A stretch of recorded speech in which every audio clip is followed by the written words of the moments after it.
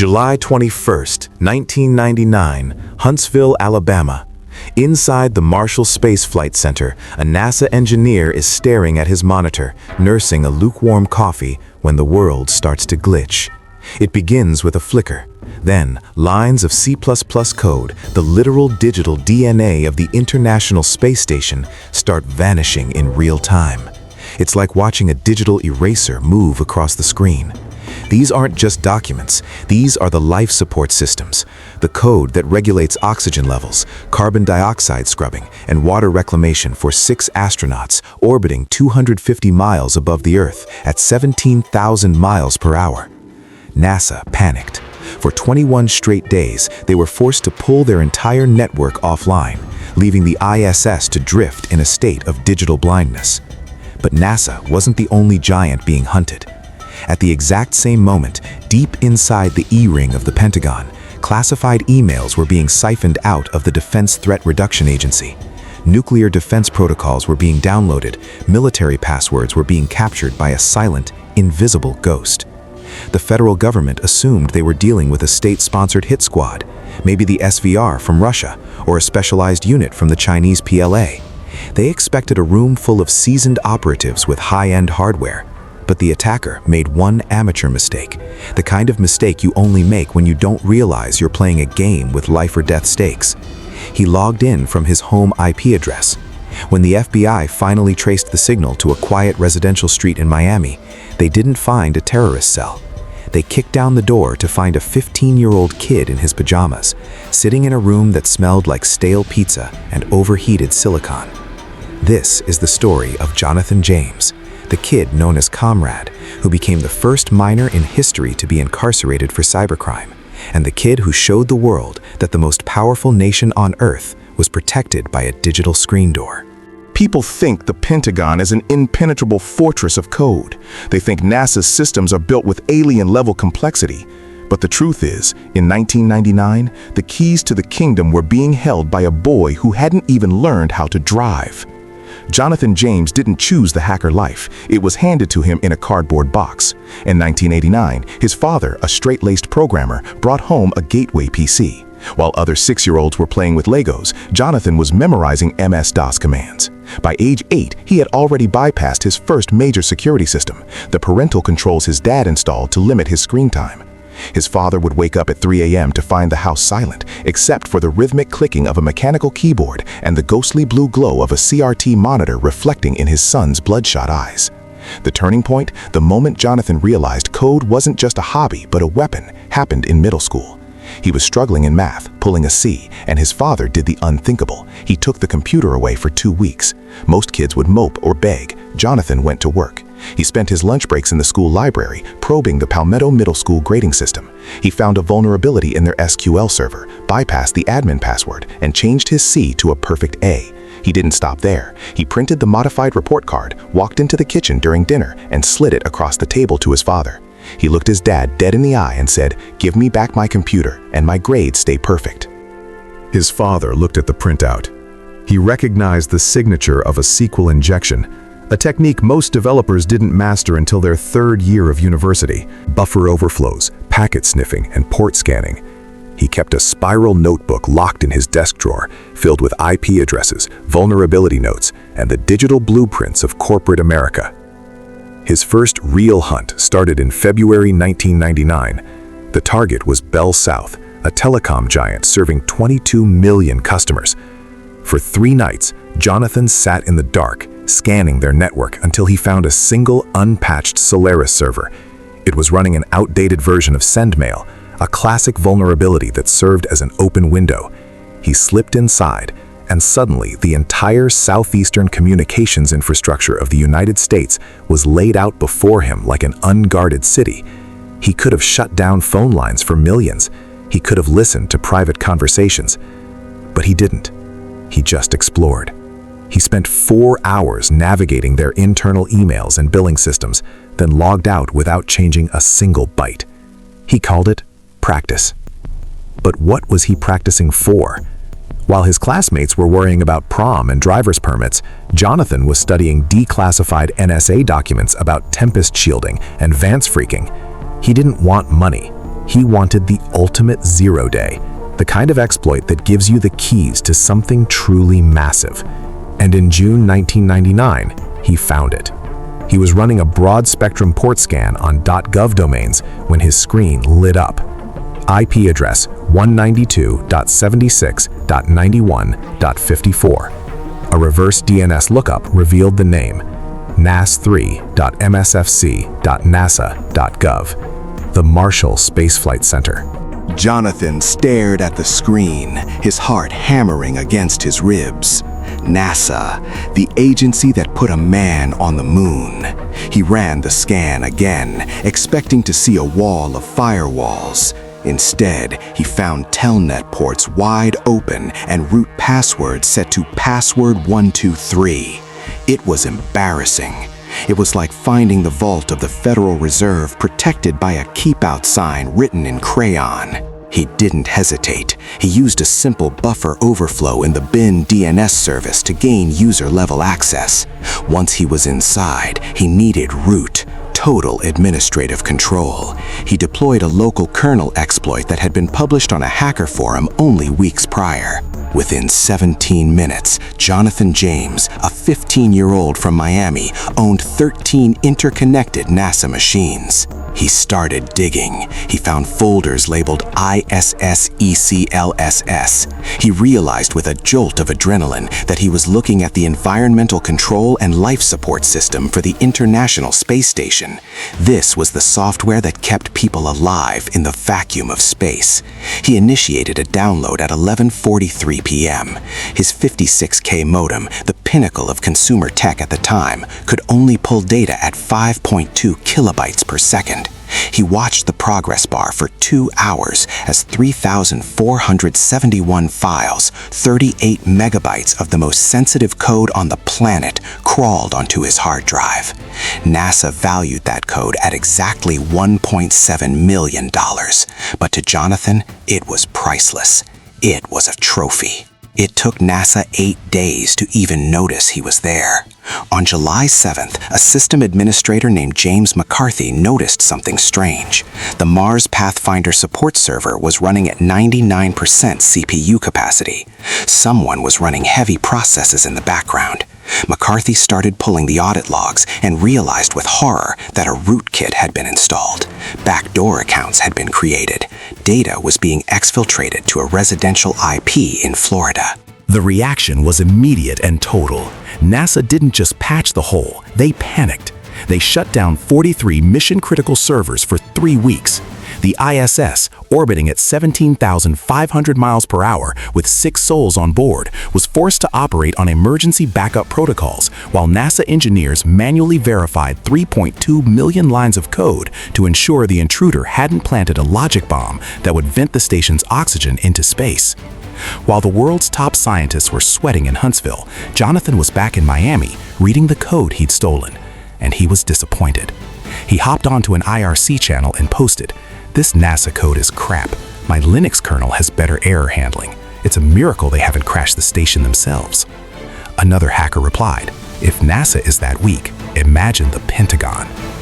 That was the spark. Jonathan's fingers hovered over the keyboard. If he could crack the agency that explored the stars, how much harder could it be to crack the agency that defended the dirt? August 14th, 1999. Jonathan set his sights on the Defense Threat Reduction Agency, or DTRA. This is the part of the Pentagon responsible for countering weapons of mass destruction. We're talking nuclear, biological, and chemical warfare. They had 847 servers scattered across 17 locations, but their hub was in Dulles, Virginia. Jonathan found a Cisco 7206 router that hadn't been updated in 3 years. It was running an iOS version with 14 known vulnerabilities. It was a digital antique. With one specifically crafted packet, Jonathan triggered an enable mode exploit. He was in. The Pentagon's nuclear defense network opened for him like a cheap padlock. But Jonathan didn't just want to see the files. He wanted to see the conversations. He deployed a custom packet sniffer on the DTRA backbone. Think of it like a digital wiretap. Every single piece of data flowing through that router, every email, every password, every top secret memo was now being copied and sent directly to Jonathan's bedroom. In 4 weeks, He captured 3,312 emails. He snagged 1,879 unique passwords. He even got the login credentials for Major Thomas Daniels and Lieutenant Colonel Patricia Hayes. He now had the power to log into workstations inside the Pentagon's E-ring, the innermost corridor where the Joint Chiefs of Staff planned America's global defense strategy. On September 3rd, he logged into Major Daniels' workstation. He found folders that would make a CIA director's blood run cold. Threat assessments for North Korean missile launches, contingency plans for biological attacks on New York and D.C., communications protocols for nuclear submarine commanders. He even found a folder labeled Operation Dragon Tempest, which detailed U.S. cyber warfare strategies against China. He was reading about Russian nuclear stockpile security and the secret transport of weapons-grade uranium from Kazakhstan. He was 15 years old, and he knew more about the current state of American national security than most members of Congress. He created a folder on his desktop titled Pentagon Trophies and locked it with 256-bit encryption. He bragged on IRC, saying, "I could start World War III with what I know." But the clock was ticking. In October 1999, a security analyst at the DTRA named Rebecca Foster noticed a subtle pattern in the Dulles router logs. The data was echoing. She realized someone had been siphoning their entire stream for 10 weeks. This wasn't just a breach, it was a total compromise. The Pentagon triggered Flashpoint Alpha, their highest cybersecurity alert level. The FBI, the Air Force Office of Special Investigations, and the NCIS all converged on the problem. They expected a sophisticated foreign state actor. They tracked the signal through 17 proxy servers in 9 different countries: Russia, China, Brazil, Romania. Each hop was designed to burn a week of investigation time. But then, Jonathan made the fatal mistake that every teenage genius eventually makes. He got cocky. He thought he was so fast that he didn't need a proxy for a 3-second connection test. On November 14th, the FBI found a 3-second log entry, a direct connection from IP 24.93.41.106. It was registered to a Robert James in Pinecrest, Florida. When they cross-referenced that IP with the NASA breach, everything clicked. The ghost wasn't a Russian spy. He was a high school student who lived 10 minutes away from a Taco Bell. The FBI didn't move immediately. They put Jonathan under surveillance for 2 months. They watched him ride his bike to school. They watched him sit alone in the cafeteria, probably thinking about the nuclear launch codes he'd seen the night before. They interviewed his teachers. His computer science teacher told them, "He's a genius. He fixed our entire school network in 20 minutes when the pros couldn't do it in 2 days, but he's failing English because he never shows up." The hammer finally dropped on January 26, 2000. A massive tactical team, 15 agents and 3 police units, assembled at 4:30 a.m. They expected high-tech traps or evidence-shredding scripts. They breached the front door with a ram, stormed up the stairs, and burst into Jonathan's room. They found him exactly where he spent 18 hours a day, slumped in a chair, headphones on, typing code. He didn't even hear the door go down. Agent Mark Anderson tapped him on the shoulder. Jonathan turned around, saw 15 guns pointed at his head, and didn't even flinch. He just sighed and said, "I wondered when you'd show up." They spent 4 hours gutting his room. They took 13 hard drives, hundreds of CDs, and his prized spiral notebook. But the real treasure was Jonathan's brain. During interrogation, he didn't lawyer up, he didn't stay silent. He sat there and gave the FBI a masterclass in how he'd humiliated them. He walked them through exploits they didn't even know existed. Agent Anderson would later testify, "He taught us more about our own vulnerabilities in 6 hours than our $6 million security audits found in 6 years." When asked why he did it, Jonathan didn't give a political manifesto. He didn't say he hated America. He just said, "I wanted to see if I could, and it was way too easy." In September 2000, Jonathan James stood in a federal courthouse in Miami. He looked tiny in his father's oversized suit. The prosecution wanted to make an example of him. They talked about the $1.7 million in damages to NASA. They talked about the threat to the International Space Station. They called him a threat to national stability. But they had a problem. He was only 16. Judge Barry Garber delivered a sentence that would become a landmark in cyber law: 6 months in a federal juvenile detention center and 3 years of probation. He was banned from recreational computer use until he was 18. But the judge added a twist. Jonathan had to spend his community service hours briefing federal security teams on how to fix their networks. He was basically drafted as an unpaid consultant for the very people he'd hacked. Jonathan served his time in Cell Block J.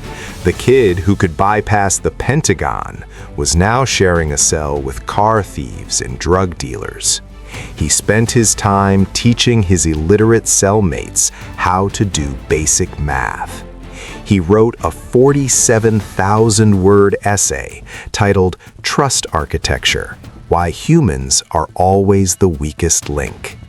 That essay didn't just sit in a drawer. It became required reading at the NSA's National Cryptologic School. Even behind bars, Jonathan was the smartest person in the room. He was released on March 19, 2001. He tried to go straight. He got a job at Radio Shack, selling cell phones and transistors to people who had no idea they were talking to a digital legend. But the world was changing. 9/11 was just around the corner, and the Patriot Act was about to turn hacking for fun into cyber terrorism. The legal grace Jonathan received as a minor wouldn't exist for him as an adult. The tragedy of Jonathan James began in 2007. A massive hacking group breached TJX companies, stealing 45 million credit card numbers. It was one of the biggest heists in history. The Secret Service was desperate for a win, and they looked at the usual suspects. Despite the fact that Jonathan was working a regular job and had no connection to the crime, they raided his house again. They followed him. They monitored his every move. They assumed that once a hacker, always a hacker. The pressure was too much. Jonathan felt the walls closing in. He felt that no matter what he did, the system would always see him as a criminal. On May 18, 2008, at the age of 24, Jonathan James took his own life. He left a suicide note that read, "I have no faith in the justice system. I am being persecuted for a crime I didn't commit. Perhaps my actions will send a stronger message to the public." The boy who opened the doors to the stars and the secrets of the Pentagon became a casualty of the very system he tried to warn. His story is a paradox. He was a criminal, yes, but he was also a whistleblower who showed us how fragile our digital world really is. But here is the final loop in the story. Remember that folder on Jonathan's desktop, Pentagon Trophies? The FBI seized those hard drives in 2000. They've had them for over 2 decades, and to this day, they have never been able to crack the 256-bit encryption Jonathan placed on those files. Somewhere in an evidence locker, the deepest secrets of the US nuclear defense program are locked away behind a password known only to a dead teenager. Jonathan James proved that you can arrest a person, but you can't arrest an idea, and you certainly can't arrest a superior line of code. He showed that in the digital age, the smallest individual can topple the largest system if they know where the cracks are. But if you think Jonathan's breach of the Pentagon was audacious, you haven't seen what happened 20 years later. Imagine a kid from Tampa, just 17 years old, who didn't just steal data, but hijacked the voices of the most powerful people on the planet. He took over the Twitter accounts of Elon Musk, Bill Gates, and Barack Obama simultaneously, making them beg for Bitcoin while the entire world watched in horror. His name was Graham Clark, but the internet knew him as Plug Walk Joe. Want to see how one teenager turned the world's most influential social media platform into his personal playground? Watch the story of the teen who hacked Twitter. It makes Jonathan's story look like a warm-up act,